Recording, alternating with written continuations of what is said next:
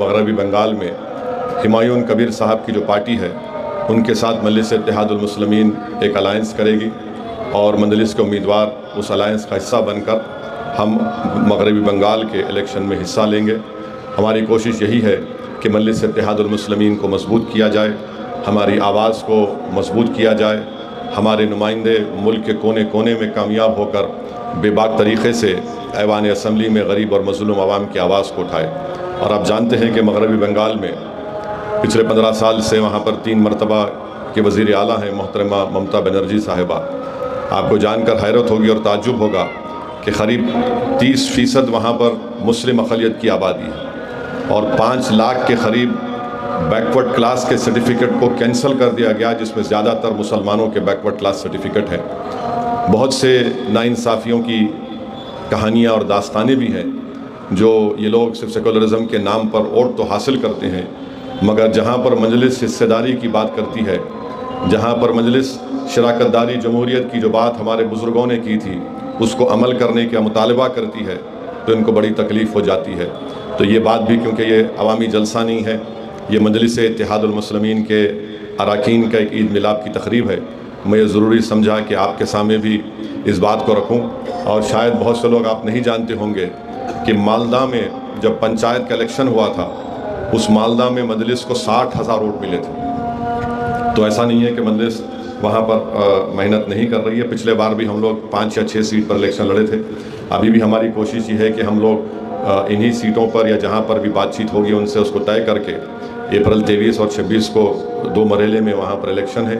तो ये हमारी कोशिश होगी और आप अल्लाह से दुआ भी करिए कि हम लोग अपनी इस कोशिश में अल्लाह हमको कामयाब और कामरान करे और मगरबी बंगाल के असम्बली में भी मजलिस इत्तेहादुल मुस्लिमीन के उम्मीदवार कामयाब और कामरान होकर जाएँ।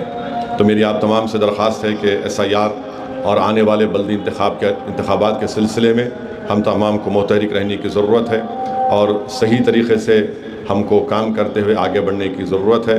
बहुत सी चीज़ें हैं जो इंशाअल्लाह ताला वक्तन फ़ौक्तन आप तमाम लोगों को बताया जाएगा, मगर सबसे अहम काम हमारे सामने यह है कि SIR का है।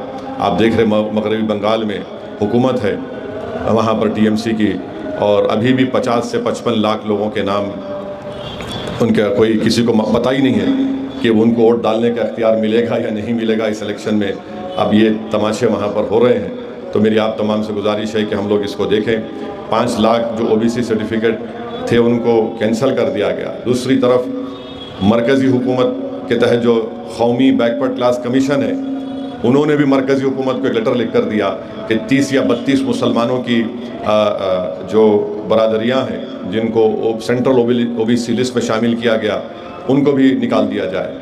तो यानी एक तमाशा बना हुआ है कि किसी भी तरीक़े से जो मुसलमान समाजी इक़्तिसादी तौर पर पसमानदा है उसको उसका हक़ ना मिले। तो ये कोशिशें हो रही हैं। तो हमको और आपको मिलकर इस पर काम करना है।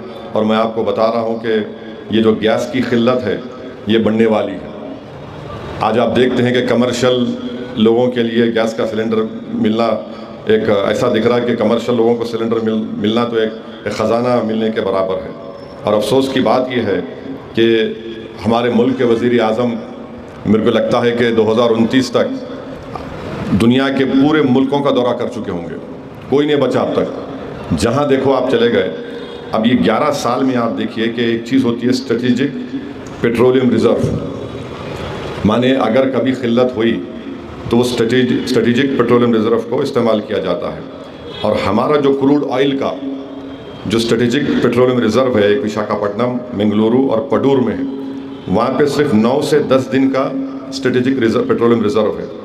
और LPG और LNG के लिए कोई नहीं है मैकेनिज़्म, कोई मैकेनिज़्म नहीं है। यानी LPG और LNG का कोई वहाँ पर मैकेनिज़्म नहीं है।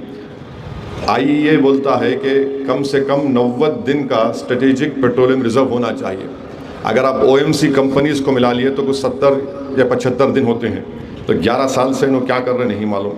ख़ुद पार्लियामेंट की स्टैंडिंग कमेटी ने कहा कि फ़ेज़ 2 जो है SPR का चांदीखोल और पडूर में 2021 में मंजूर हुआ था और ये पूरे के पूरे काम शुरू नहीं हुए। अब आप जानकर हैरत करेंगे कि भारत का जो एनर्जी डिमांड है 22 मिलियन बैरल ऑयल हर दिन 2024 में हम इस्तेमाल करते थे, कितना 22 मिलियन बैरल ऑयल। अब वो बढ़ के वो 2050 में बढ़कर 43.6 मिलियन हो जाएगा। अब आप बताइए, अगर इतना डिमांड होगा और हमारे पास रिजर्व ही नहीं है रखने के लिए, ना हम नई जगह बना रहे हैं, तो कहाँ पर कैसे उस डिमांड को हम पूरा कर सकेंगे।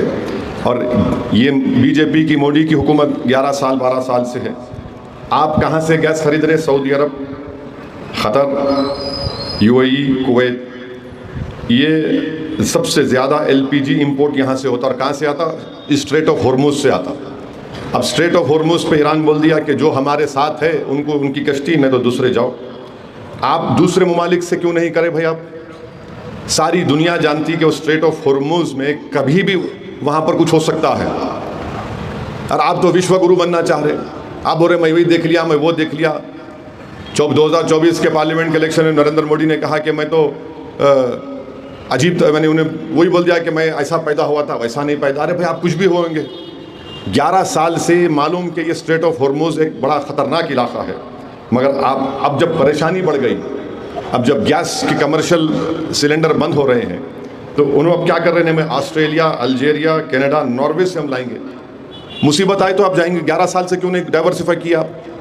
और क्या गारंटी है कि ऑस्ट्रेलिया, अल्जीरिया, कनाडा, नॉर्वे हमको देंगे? अब हम क्राइसिस में हैं, फिर ये बोलते हैं कि उज्ज्वला गैस का स्कीम है, 10 करोड़ लोगों को हम देते, उसमें कई लोग रिफ़िल भी नहीं करा रहे, उसकी कीमतें बढ़ चुकी हैं। तो ये सब चीज़ें हैं। ऊपर से इजराइल जो है ईरान के साउथ परास गैस फील्ड पे 18 मार्च को बम डाला और ईरान पलटा के क़तर के रास लफान पे मार दिया। ये समझाने के लिए कह रहा हूँ कि पड़ोसियों की 2 बौली है, एक बौली है। एक घर क्या करता, इस बौली से पानी लेता, उसी बौली से बोलता मेरा है। दूसरा घर क्या बोलता है, मेरी बौली में से पानी लेता हूँ, मगर कनेक्टेड है बौली, समझे मिसाल के तौर पे। इन्हों क्या करे, वो जहन्नम का कुत्ता नेतन्याहू आकर ईरान के जो साउथ परास गैस फील्ड पे बम मार दिया। इन्हों क्या करे, ईरान अच्छा मेरा नुकसान होता मैं तेरा कर दूँ, क़तर पे मार दिया। हमारा क्या हाल हो गया? ना खुदा ही मिला, ना विसाल सनम हुआ। उन्हें जाके मार दिया नेतन्याहू, हमारे वजीर आज़म जाके गले लपट रहे उसको। हम किधर ठहरेंगे हम? अब क्या हो रहा है कि ये जो क़तर पे जो हमला हुआ, क़तर के रास लफान पर, उसके हमले में 17% उनका LNG एक्सपोर्ट ख़त्म हो गया। 14 प्रोडक्शन यूनिट थे, 2 बर्बाद हो गए। और अब रिपेयर भी कराएंगे तो उसको नहीं मालूम, हो सकता 6 महीने से 1 साल लगेंगे। और हम लोग 90% अपना LPG, 47% LNG क़तर से मंगाते हैं। कितना? 90% LPG और 47% LNG क़तर से मंगाते हैं। अब रास लफान पे हमला हुआ तो कम से कम 20% हम तो वैसे 60% इंपोर्ट करते LNG गैस, अब इसमें 20% का नुकसान हो जाएगा। तो ये क्या होगा? LNG, गेल, गुजरात स्टेट पेट्रोलियम, पेट्रोनेट, इन सब का क्या होगा? तो ये रास लफान पे जो हमला हुआ, ये इसका नुकसान तो भारत को उठाना पड़ेगा। अब कोई पूछने वाला ही नहीं है, खाली मीटिंगें कर रहे हैं आप। एसेंशियल कमोडिटीज़ एक्ट हम कानून लागू कर दिए, हम वो कर दिए, हम ऐसा कर